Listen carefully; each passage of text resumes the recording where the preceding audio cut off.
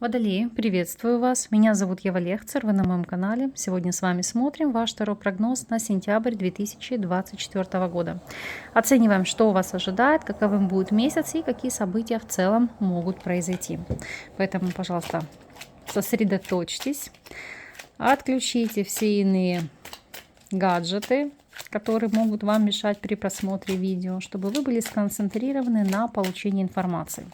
Так как по визуальному ряду вам идет дополнительная, точечная, индивидуальная информация о вас.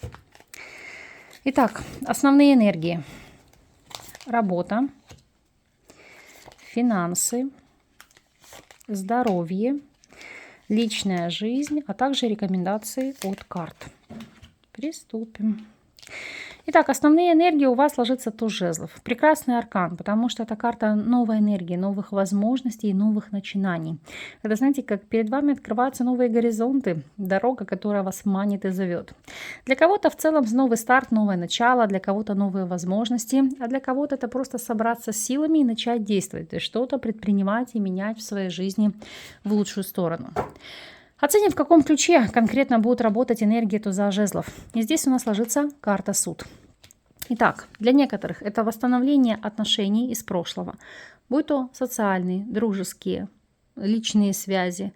То есть здесь это попытаться наладить контакт, выстроить мосты, найти какой-то компромисс.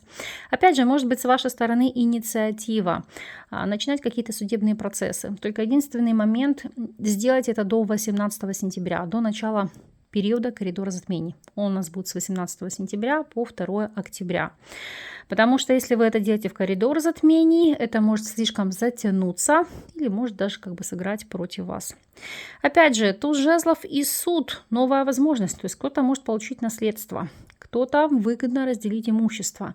То есть кто-то вернуться в прежнюю нишу, может быть, на ту работу, где вы были ранее. То есть, видите, для вас как цикл повторения тех либо иных событий. Смотрим с вами вопросы работы. И здесь туз мечей. Во-первых, расставить точки над «и», разрубить Гордеев узел. То есть, если работа ненавистная, уходить, увольняться, найти новое. Может быть, начать работать на себя, потому что туз мечей – это всегда идея, которую вы захотите воплотить в жизни, реализовать, и достичь максимума. В каком ключе для вас прозвучит этот аркан? Давайте смотреть. Итак, для тех, кто на данном этапе у нас не работает, здесь ложится паж мечей. Паж мечей и туз мечей – это найти для себя нишу интеллектуального труда. Может, она будет даже запряжена с творчеством, но где вы можете работать и зарабатывать дистанционно. И для вас это будет сродни открытию, то есть эврика, новая возможность, новое дело, новое поприще и детище. То есть найти себя. Если вы являетесь соискателем, то здесь ложится 2 чаш. Для вас продуктивный момент, потому что есть перспектива трудоустройства. Самое главное, работа будет воодушевлять или будет нравиться. Если вы у нас наемный сотрудник, то туз мечей и дьявол. Это в какой-то степени обозначить обязательства или разрубить отягощающие вас факторы. К примеру, если на вас наседали и вы выполняли больше, чем предполагает ваша должностная инструкция, то по тузу мечей это расставить точки над «и». С другой стороны, туз мечей и дьявол – это может быть подписание трудового договора, контракта, который вас связывает обязательствами, так сказать, видите, узаконить, сделать все официально. Для тех же, кто владеет собственным делом, здесь у нас ложится рыцарь жезлов. Аркан, который говорит о прорыве, о новых возможностях, коммуникациях, о расширении вашей стратегии, вашего дела, выход на новые рынки, то есть новые регионы, может быть, для кого-то новые города или страны, то есть масштабирование. Плюс туз мечей – это как идеология, маркетинг, бизнес-план, который вы будете прописывать как стратегию на долгие месяцы, а может быть и годы вперед. Финансовая сторона вопроса здесь ложится паж чаш. Сам по себе аркан у нас не сулит крупных сумм, но есть одно но. Паж чаш иногда это карта неожиданной радости. То есть это могут быть презенты, которые вам дарят. Не всегда это деньги. Это могут быть просто какие-то для вас важные, дорогостоящие вещи. Но вместе с тем вам не придется тратить на них свой ресурс. Плюс паж чаш – это траты на детей и, помимо всего прочего, траты на удовольствие. То есть побаловать себя любимых всем тем, чего вам хочется или, так сказать, чего душа просила.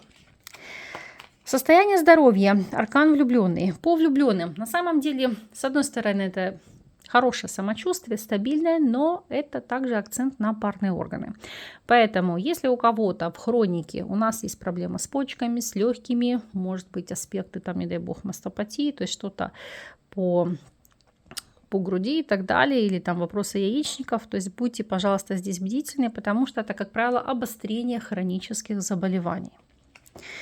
Личная жизнь. Здесь по 5 жезлов карта напряженности, карта конфликтов, выяснение отношений, отстаивание личных границ и интересов. Может быть конкуренция, да, кто главнее в семье или в вашем союзе. Давайте раскрывать и смотреть, что здесь по факту. Для тех, кто у нас свободен. Здесь 5 жезлов и аркан мир. Это ситуация, когда вы можете познакомиться с человеком на расстоянии или в поездке. И человек действительно может быть достойным, хорошим, но есть, знаете, говорю, разница менталитетов, которая будет рождать споры или какие-то непонимания и вызывать некие стычки. Но вместе с тем все возможно преодолеть, если у вас есть согласие, тяга друг к другу, ну и какие-то эмоции. Если вы в любовных треугольниках, то здесь 5 жезлов и колесница. Это желание управлять этими отношениями, этим союзом, направлять в нужное русло. Более того, это аспекты конкуренции с вашим оппонентом, там, конкуренткой или конкурентом, да, то есть отстоять свои интересы, выиграть, так сказать, эту битву. И я могу сказать, что здесь вы будете на коне, то есть удача вам будет сопутствовать. Если же вы у нас в стабильных союзах, то 5 жезлов и здесь рыцарь мечей, это уже накал страстей, это конфликт, это споры, это разногласия, это могут быть ссоры, потому что, знаете, как здесь не сойтись во мнениях. Плюс старые какие-то проблемы, они могут обнажиться, так сказать, снова о себе заявить, и нужно будет их решать. Совет по картам. 5 мечей. С одной стороны, это карта, которая якобы нам всегда говорит о том, что вот это конфликтность, это повышенная опасность, не вступай в конфликты, дабы нивелировать текущее положение вещей. Но я хочу вам сказать, что это не всегда так. Не всегда позиция «промолчи, будь мудрее» может для вас сыграть позитивное развитие событий.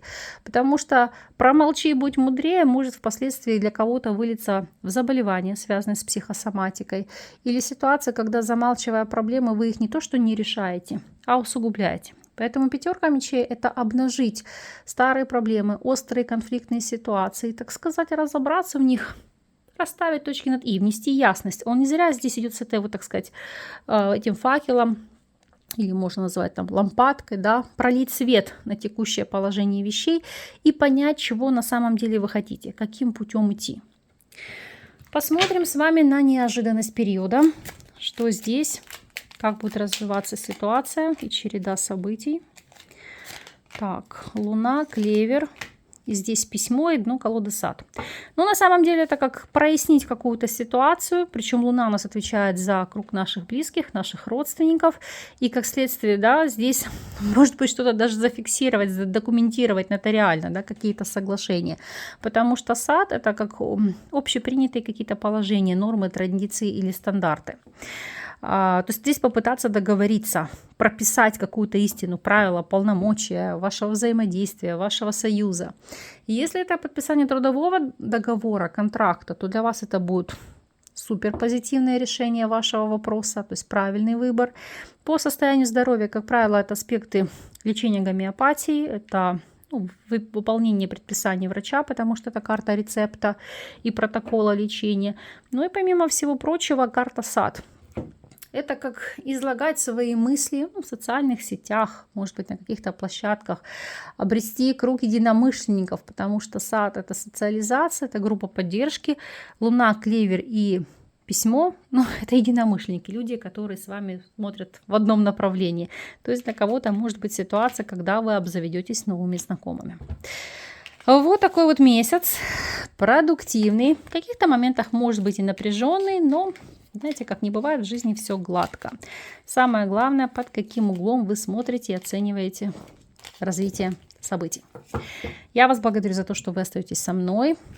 Буду признательна за энергообмен, за ваши комментарии, ваши лайки. С вами не прощаюсь. Услышимся в следующих видео.